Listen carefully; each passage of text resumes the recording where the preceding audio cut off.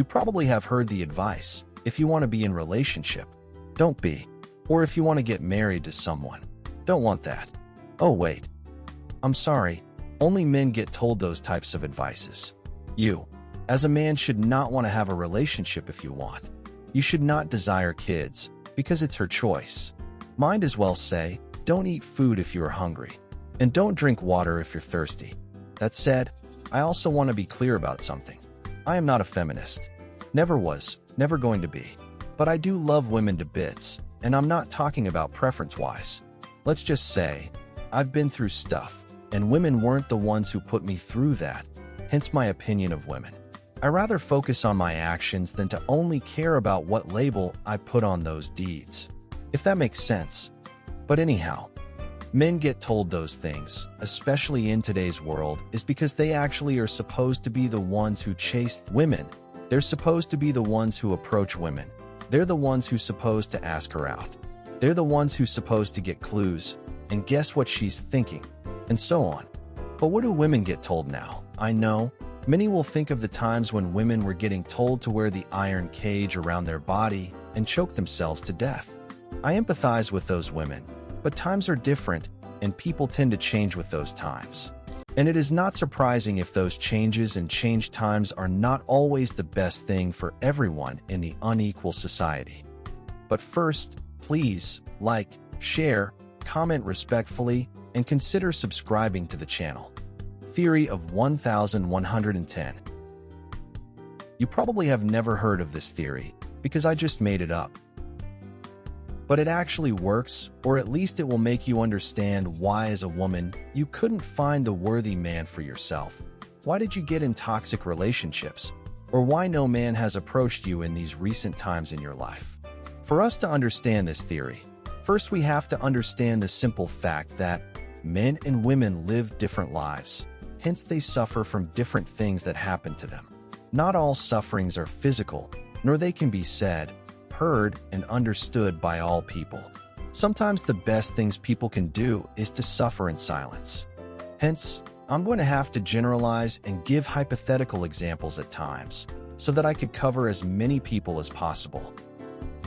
Number 1000 in the theory. Now, we know, or at least most women admit to the fact that we expect men to do the heavy lifting in regards to the achievement of the relationship, romantic relationship to be precise.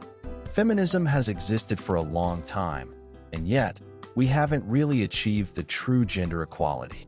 And by that I also mean, society still treats women equivalent to a child. It does help women get out of having to pay for dinner, but in the long run, women will never be looked at as someone who can take care of the business.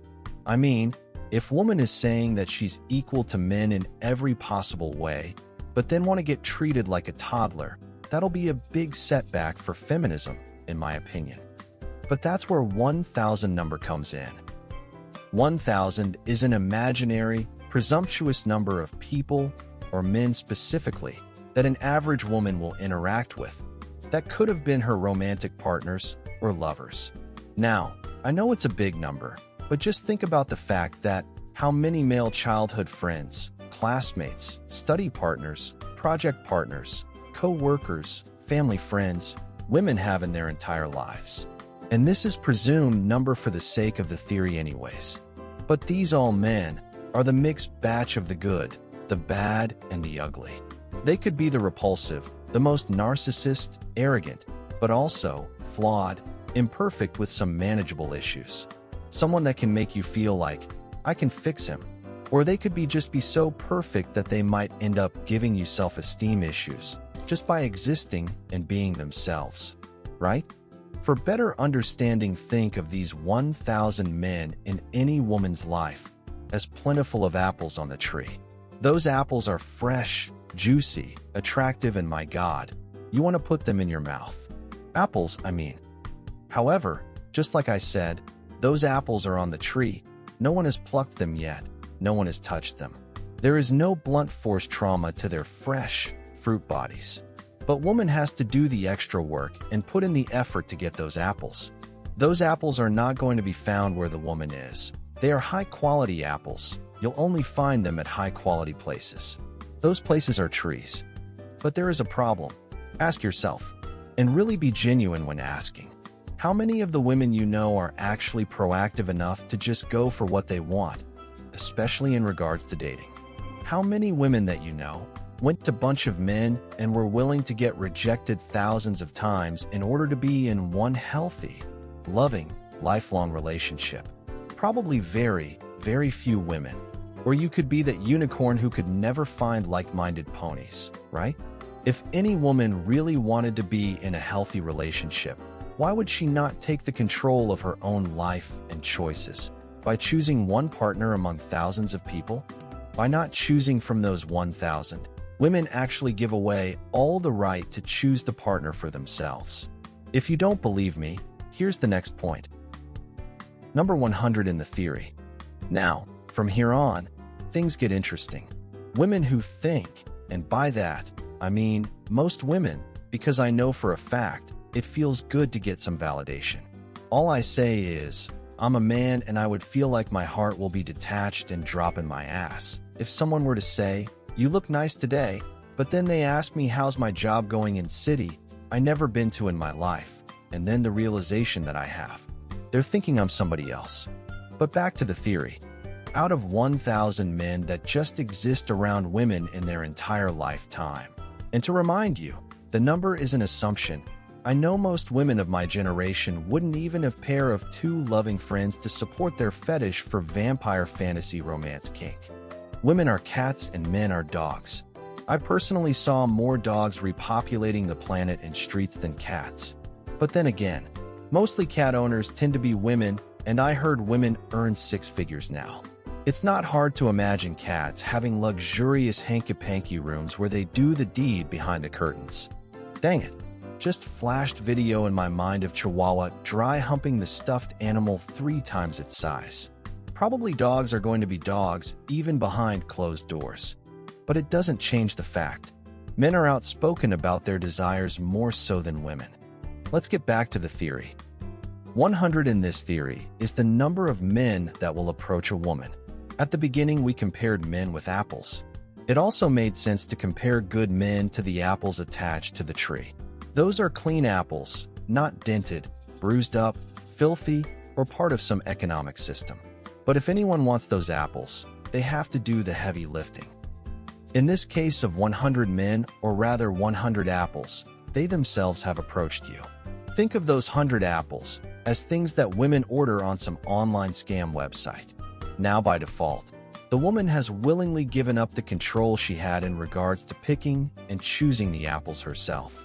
After a while, the box full of apples arrives to her doorstep. She didn't have to work at all, especially considering how much work goes into raising these apples. She has a box full of ripe apples, but as she picks and chooses them, her fingers get grossed out, because those apples are rotten. The woman thinks, I waited so long for these ordered apples to come to my doorstep. I can't waste the opportunity. She takes a few less rotten apples for herself to eat. She eats one apple. It's gross, but tells herself this is her choice and she's getting an experience. Then she chooses another rotten apple. She bites into the worm. She feels like she might puke, but again she reminds herself, it's her choice, it's her freedom. She keeps eating. The woman is not just eating the apples, she also cursing the company that sent her these rotten apples. Now, we already have thought of the apples as men. The apples on the tree were a lot of work to get to, but worth it, something that woman didn't choose. Ordered apples, on the other hand, were easy to acquire, but turned out to be rotten. Out of 1,000 apples, 100 ordered apples turned out to be rotten. These are the 100 apples that approached that woman. But the company that sent those apples to the woman is what society is. Society will send you good and bad men. Because it's hard work to raise those apples, no one can tell which apples are prone to rotten faster. It's individual person's job to pick and choose wisely. Does that make sense? Getting good men will be a harder job. Those men will have higher standards for themselves and for the women they're going to be with. Reality is, most good men have been already taken. What happens later in some women's life gets worse as we get to the next number. Number 10 in the theory. Most women that you see getting in toxic relationships are in these categories. Sadly, feminism doesn't teach women to say no. It doesn't really teach women to stand up against patriarchy by having higher standards. Instead, it hypes each woman who follows its rules and regulation, only to be taken advantage of by those rotten apples, by those toxic men. Now following the last two numbers, 1,000 and 100, where women chose men. In this part, women do choose men or apples, but this time they could only filter out the most rotten apples from little less rotten apples. Women do feel like they are the ones choosing, and yes, it is true to a certain extent, but the moment women wanted apples to come to their doorstep, they also gave away the right to choose the apples. Now those women are relying on the apples, or rather men who come to them. It's almost like being a tourist and going to the foreign country, where anyone can tell just by looking at you that you don't belong there. You automatically become the primary target for the scammers. Those scammers will be the ones who will approach you, just like those toxic men.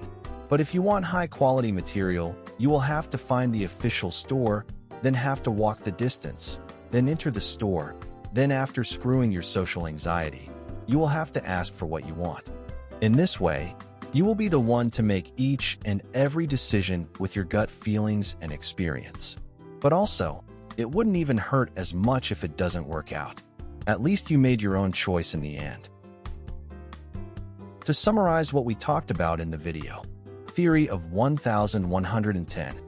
It means women have around 1,000 men in their life who wouldn't approach them because those men were the ones who were considerate, kind, and end up thinking the woman they like probably deserves better, but they could have been potential healthy partners. Out of those 1,000, only 100 might approach women, but those men also could be overconfident, chauvinistic, narcissistic, inconsiderate. They may never think about improving themselves. Hence, these types of men are the ones you see approaching women the most. Hence also, it makes women feel as if all men are scum.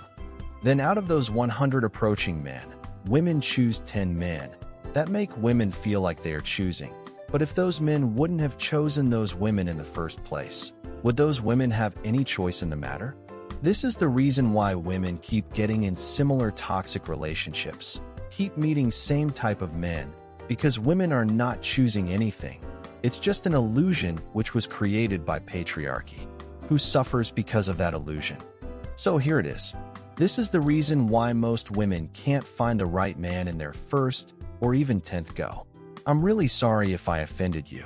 This is the bitter truth you'll have to hear someday. Politely say your opinions in comments if you feel. Like, share, and subscribe. Bye.